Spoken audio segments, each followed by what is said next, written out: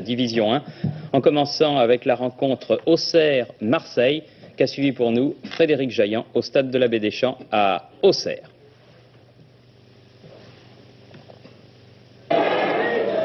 Auxerre en blanc donc contre Marseille avec un nouveau gardien de but de chaque côté. Pour Marseille, c'est le gardien du Cameroun, il jouait l'an dernier en Égypte, son nom Antoine Bell. Il est avec Bonnevet, Benoît, Audrin, Martinez et Bril, l'une des 6 recrues de l'OM. Déjà des émotions sur ce coup franc de Garande en début de partie.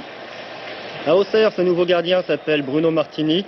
Venant de Nancy, il était hier soir le seul nouveau de son équipe, le Hongrois Burksa étant blessé. Émotion également pour Martini devant Vénier et c'est Boli qui dégage. Mais revenons à Bell, le plus sollicité. Ici, Ferreri donne à Garande. On croit que le gardien marseillais est battu, mais il revient. Et toujours 0-0 entre Auxerre et Marseille après une demi-heure de jeu. Et après que Ferreri est à son tour hérité d'une bonne occasion, un tir qui passe juste à côté, c'est tout de même Auxerre qui ouvre le score. Au Havre, Marseille avait encaissé le but de la défaite à 3 minutes de la fin du match. Là, les Marseillais cèdent à 30 secondes de la mi-temps. Un ballon pour Dagneau. Un centre et une superbe reprise de la tête de Garande. 1-0 pour Auxerre, c'est donc le score à la mi-temps.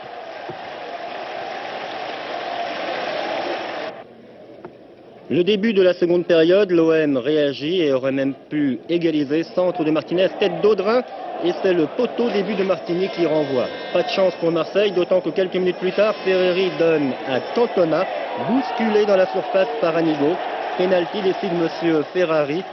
Décision contestée par les Marseillais, alors pour se faire une meilleure idée. La même action au ralenti et elle confirme la première impression. L'arbitre a eu raison, même si elle n'est pas volontaire, il y a faute du défenseur marseillais. Penalty tiré et transformé par Garande. 2-0 pour Auxerre après 55 minutes de jeu. Auxerre qui un peu plus tard aurait pu mener 3-0 avec le ballon pour Ferreri. Il tire, mais c'est de nouveau le poteau qui renvoie. Plus rien finalement ne sera marqué. Auxerre a battu Marseille 2-0. Et pour terminer, une petite fantaisie du gardien marseillais devant Garande. Bell aime le spectacle et puis Garande également. Un personnage, c'est Antoine Bell, dont on aura certainement l'occasion de reparler dans notre championnat. Avec Philippe Huy qui a suivi Lens, Bastia et Didier Roustan qui était au parc pour le PSG contre Lille. Nous allons passer à la suite de cette deuxième journée en nous rendant tout d'abord à la Beaujoire pour un des premiers matchs au sommet de ce championnat version 85-86 entre l'équipe de Monaco et l'équipe de Nantes. Nantes qui recevait un match beaucoup trop heurté entre ces deux meilleures équipes du football français et un premier but marqué dès la 35e minute par le buteur maison Vahid Halilhodžić. Mais ensuite les choses allaient se gâter. Ettori, en voulant séparer coéquipier et adversaire et en retenant Halilhodžić, tombait au sol avec lui, au pied de M. Wurtz, qui à la surprise générale sortait le carton rouge, et pour Halilhodžić, pourtant bien tenu par Touré, et pour Jean-Luc Ettori. Les deux hommes au vestiaire, c'est le premier incident de jeu sérieux de ce début de saison. Puel endosse le maillot, les deux équipes jouent à 10, et cela ne va pas empêcher l'équipe de Monaco d'égaliser par son nouvel Africain, Fofana, qui a fait les 30 km qui séparent Cannes de Monaco pour venir marquer un but splendide dans un angle super fermé à Jean-Paul Bertrand de Man. Bertrand de Man surpris, comme l'étaient souvent les gardiens, devant Magnusson. Nantes aurait quand même pu gagner sur ce tir d'Amis qui percute la base du montant. Résultat nul dans un match, répétons-le, beaucoup trop heurté entre deux équipes qui devraient donner l'exemple, c'est-à-dire Nantes et l'équipe de Monaco. Avec un premier but ici à Sochaux, signé par l'enfant terrible du football socialien, maintenant toulousain Yannick Stopira. Mi-temps 1-0 pour Toulouse. Deuxième mi-temps 100% socialienne, avec une faute de Tarantini sur Fernier et un coup franc boulet de canon transformé par Stéphane Paille. Pas de problème, la balle rebondit sur Bergerot et un but partout après 47 minutes de jeu. Dès lors, le match sera entièrement au bénéfice des jeunes socialiens. Une très belle action collective va mettre Lucas en position de tir. Bergerot repousse, Krause est là. 2-1, 62e minute. 6 minutes plus tard, encore Lucas au départ d'une action. puis Crossi qui récupère le ballon. Centre de ce dernier, tête magnifique de Thomas, 3-1. Et le quatrième but sera encore un but superbe des jeunes Sochaliens, décidément irrésistibles en cette deuxième période, réussi par Stéphane Paille. Le leader Toulouse est tombé à Sochaux, 4-1.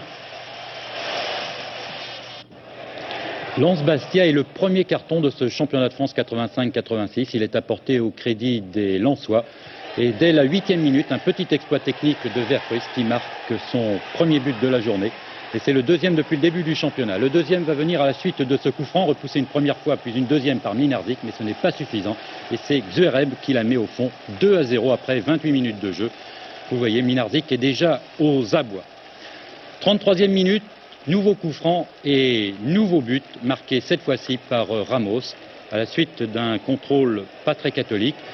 Là, une faute de Mlinardzic sur Ramos, vous allez la revoir au ralenti. L'arbitre, M. Dezayas, aurait peut-être pu éviter de siffler un pénalty, d'autant qu'il y avait déjà 3-0. Mais Ramos va se faire justice lui-même. Et lui, il devient, avec ce pénalty, meilleur buteur du championnat de France avec le Nancéen Fabrice Picot. Mais ce n'est pas terminé, 4-0 donc à la mi-temps. Un cinquième but juste dans la lucarne par Carreno, le nouvel Uruguayen du Racing Club de Lens. Ça fait 5. Et puis Njolea va lui aussi signer son entrée dans cette équipe de Lens en marquant le 6e but, 6-0 pour Lens face à Bastia.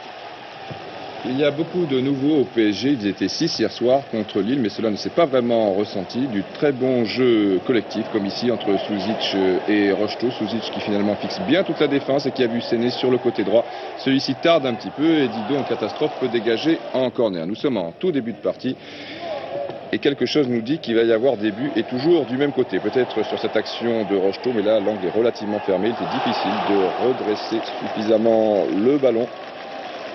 Peut-être l'action suivante avec Séné qui lance bien dans le trou. Jacques parti à la limite du hors-jeu. Les Lillois ne le jouent pas vraiment bien ce hors-jeu, tout au moins hier soir. Et Rocheteau qui a peut-être eu le tort de vouloir contrôler et ne pas reprendre directement. Regardez entre Lovitz et Séné comme ça va bien. Et Rocheteau, c'est superbe, un contrôle. Séné a poursuivi son action, mais là...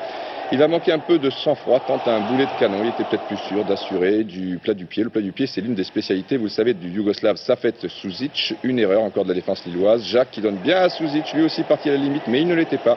On parle du plat du pied, le voici tranquillement.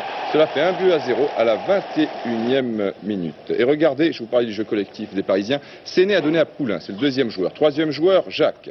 Quatrième, Fernandez. Cinquième, Rocheteau. Sixième, Bibard. 7e, Rocheteau, pratiquement à une touche de balle. 8e, Bibard. 9e, Fernandez. On a bien fait tourner le ballon. Cette fois, il faut accélérer. Le 10e, c'est Rocheteau. Une équipe de football, vous le savez, se joue à 11. Le 11e arrive. C'est Jacques.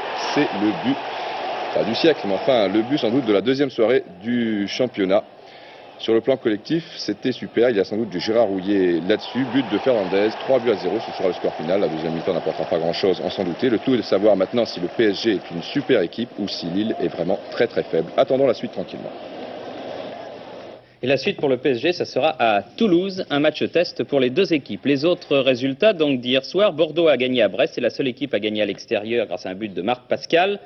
Nancy a battu Le Havre, 2 buts de Picot et un but de Cartier. Et Toulon a battu Strasbourg grâce à un but d'Aymon. Pas de but à Rennes-Metz et à Nice-Laval pour cette deuxième soirée de championnat. Un classement qui se simplifie. Tout d'abord, il n'y a que 3 équipes qui totalisent le maximum de points. Le champion Bordeaux plus Paris-SG et Lens, bravo aux Parisiens, bravo aux Lensois, bravo aux Bordelais. Et puis dans le bas du tableau, ça commence à devenir sérieux car il y a également 3 équipes qui n'ont pas marqué le moindre point. Brest, Marseille et Bastia, ça commence difficilement pour ces 3 équipes, mais enfin c'est vrai qu'il n'y a que 2 journées de jouer. Avant de nous quitter, un grand merci à toutes les stations de FR3 qui nous ont permis de donner ces images et de vous présenter donc cette émission. Merci donc à nos amis de FR3. Présentation de 2 bouquins très attendus qui viennent de sortir. Tout d'abord le guide de football, voilà, guide de football 85-86 de nos amis du journal L'Équipe. Il y a tout là-dedans, c'est une véritable bible, comme dit Didier Roustan. Et puis un petit carnet très utile, le carnet du supporter, football 85-86. Si vous voulez suivre toute la saison, eh bien, il faut vous procurer rapidement ces 2 volumes. Voilà, c'est fini pour ce mini téléfoot vacances, un autre samedi prochain. Merci, bonne fin de journée et à la semaine prochaine. Au revoir.